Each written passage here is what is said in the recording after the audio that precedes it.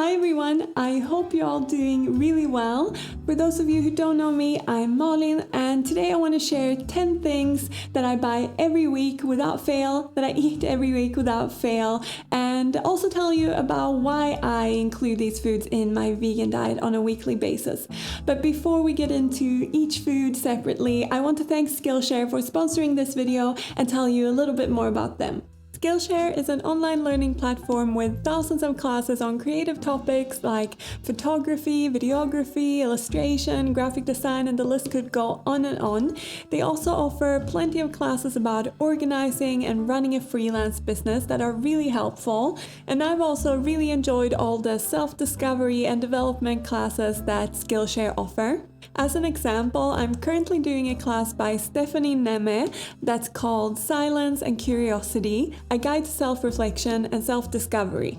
Like most classes on Skillshare, it's a really short and compact class that's split into even shorter segments that are really easy to find the time to do. And what I really like about Stephanie's class is that within these segments there are little exercises that encourage you to reflect on your curiosities, your career, and places where you could possibly make a change or explore further. So far, I'm really enjoying this class and finding it really helpful, but like I said, there are plenty of classes on Skillshare to suit different hobbies, interests, and professions, and they keep adding more classes all the time, so there's always something new to explore. And all the classes on Skillshare are ad-free, which makes it really easy to focus and learn. And if you would like to try out Skillshare, the first 1,000 of you to click the link in the description box will receive a free trial to Skillshare Premium membership so that you can explore all the classes for yourself. But now let's get back into talking about my 10 foods that I eat every week. So the first food that I eat each week is a tiny little seed called flaxseed, and flax seeds are rich in alpha-linolenic acid, or ALA, which is an omega-3 fatty acid, and this is why I like to include them into my vegan diet, because I don't eat fish, of course, and this is where most people get their omega-3s from usually. But to be able to absorb the omega-3 from flax seeds, you need to eat them milled, and of course you can buy them milled, or you can just blend them up in your food processor or your blender. I usually do this and then store them in a jar.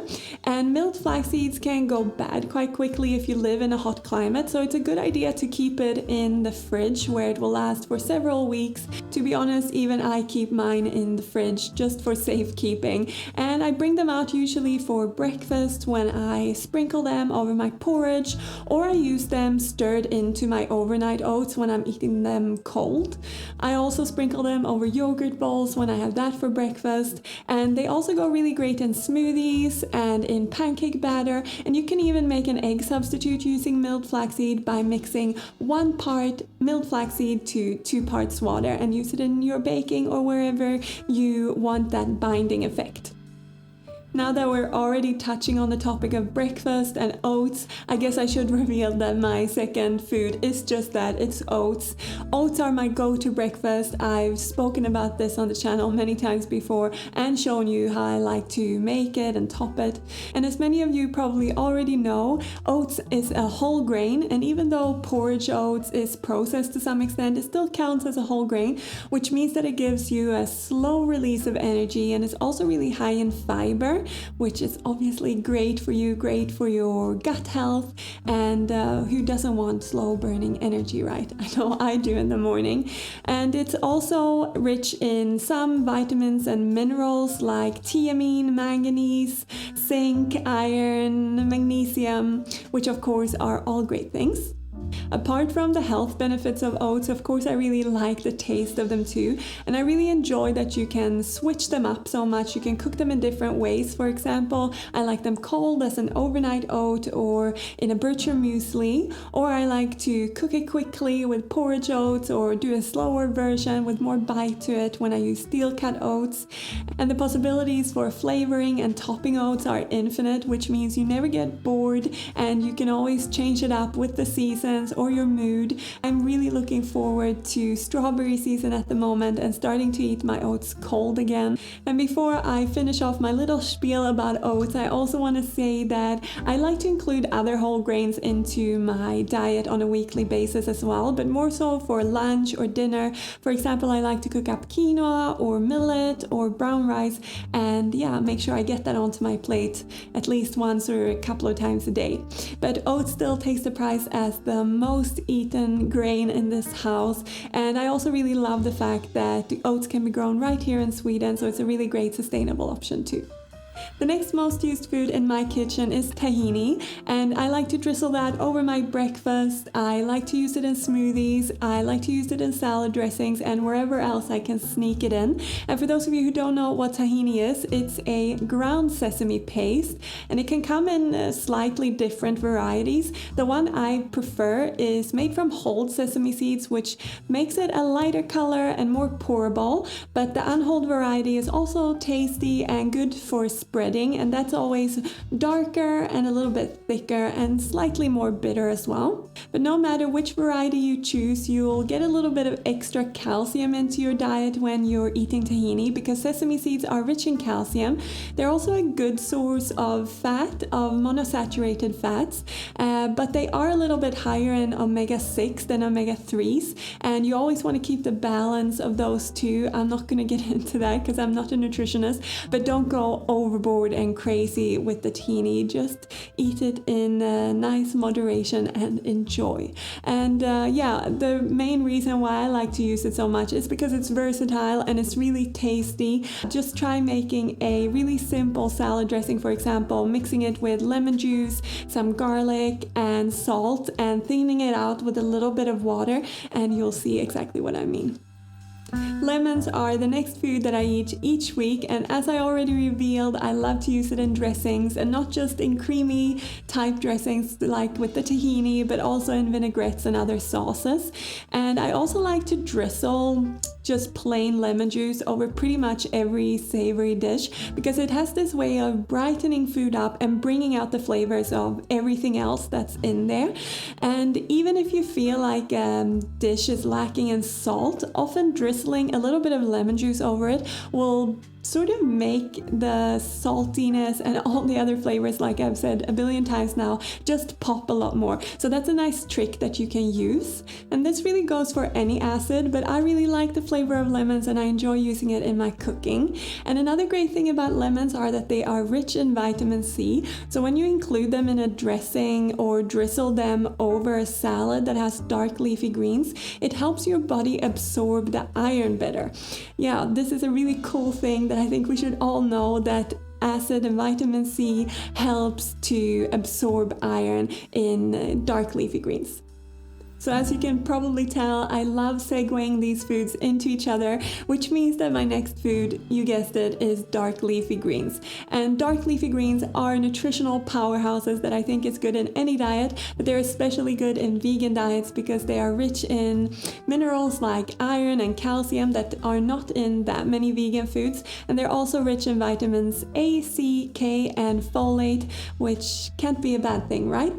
I like to keep a variety of dark leafy greens on hand to use throughout the week. And I'm sorry I couldn't just pick one, which means that this is probably more like 12 or 15 foods rather than 10.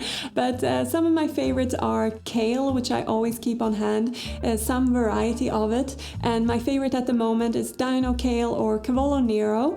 I also like to keep on hand rocket and some sort of baby green leaf mix that I can use in salads.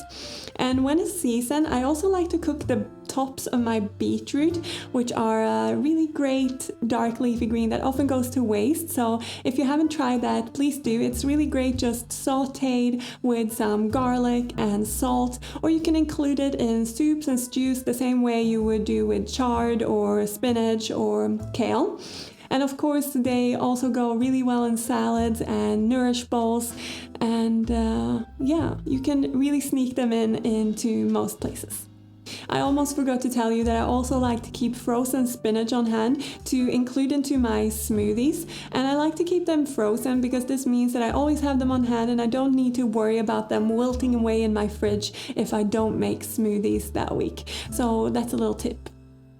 Another green thing that I like to eat every week are fresh herbs. I think it's something that we often forget to cook with, but I really don't think we should because it's such a great flavor booster. It brings lots of freshness and just interesting flavors to your foods. And I buy different fresh herbs depending on what kind of dishes I'm going to be cooking. For example, if I'm cooking Swedish food, we often use dill or parsley. If I'm going for South Asian or Southeast Asian foods, I will go for coriander, maybe Thai basil, things like that. And for Middle Eastern foods, I usually opt for mint or flat leaf parsley or both of them. You really don't have to adhere by any rules though. Just feel free to play around with fresh herbs, combine them in any way that you think they go nicely, and don't be scared of them. Just use them in abundance, especially now in spring and summer when it's high season for them. Just go wild and enjoy. Also, if you have your own garden or a good-sized balcony, you should definitely start a herb garden. I say should because I think so, but you could if you wanted to. And it's such a great way of keeping fresh foods on hand. It's fun to tend to them. They don't take too much work. Just make sure to water them often and enjoy eating them. Keep picking the top parts off, and most herbs will stay happy for the whole season. To add to this miscellaneous vegetable category I feel like we're in right now, my next food to chat a little bit about is root vegetables. And I like root vegetables because they are affordable and they're a good sustainable option for me living here in the northern hemisphere where they grow really well and other foods grow less well, and other vegetables I mean. And yeah, they're of course really healthy and good for you like all other vegetables, so I don't think I need to speak more about that. But some of my favorites are carrots, beetroot, and I also want to talk a little bit about celeriac because I think it's a vegetable that's a little bit overlooked. Even in my kitchen, I don't think I've shared a single recipe with celeriac, but I shall remedy this, I promise. And if you don't know what celeriac looks like, it's a really gnarly looking root vegetable. So if you don't know what it looks like when you go to the store, just look for the gnarliest looking root veg and that'll probably be it. I can't at least think of a weird looking root vegetable, but it's really yummy. It has a little bit of that celery flavor that you would sort of get hints at from the name celeriac because it's in the same family, but it is a root vegetable, so it's more hearty. It's great in a soup or a stew or really yummy roasted just with a little bit of salt and added to a nourish bowl or as a side to any kind of meal you're making. When it comes to carrots though, I really like them because they are so yummy to eat just raw as a snack, maybe dipped in hummus or just on their own, and I include them in lots of other dishes as well. They're great in soups, stews, salads, the kind of basic foods that I cook on a weekly basis. And when it comes to beetroot, I like it because it has this unique, earthy yet sweet flavor. It makes a really nice addition to stews and salads, especially I like them in. I like to roast them or just boil them with the skin on and then cut it up and add it to my salads. You can also pickle them, which is super yummy. And before I leave this root vegetable category, can we just appreciate the fact that there's even a root vegetable named after my people, the Swede. Now let's talk about my favorite legume, the chickpea. I could eat chickpeas all day long, I think, mainly in the form of hummus probably. I'm forever grateful to the Middle East for this wonderful food. If you've never tried it, you definitely should. I'll link a recipe down below, or you can find it in most supermarkets these days, at least here in Sweden where I live, and I know in the UK and the US as well. They are also good in so many other foods like curry, soups, stews, salads, basically all the meals that I keep talking about. And you can even make a really yummy fake vegan tuna salad using chickpeas that I really love. It's really great in a baked sweet potato or a baked potato. So I'll link that recipe down below because I think it's such a nice and different way of preparing chickpeas. And other than that, in terms of nutrition, legumes at large, which chickpeas are part of this lettuce family are a great plant source for protein. They're also rich in fiber, and depending on which legume you're eating, they're rich in different vitamins and minerals. For example, chickpeas in particular are rich in folate and phosphorus, but it's great to eat a variety. And while, like I said, I could eat chickpeas all day long, I like to switch it up here as well, the same as with the whole grains. And different beans and legumes, lentils are good for different types of dishes.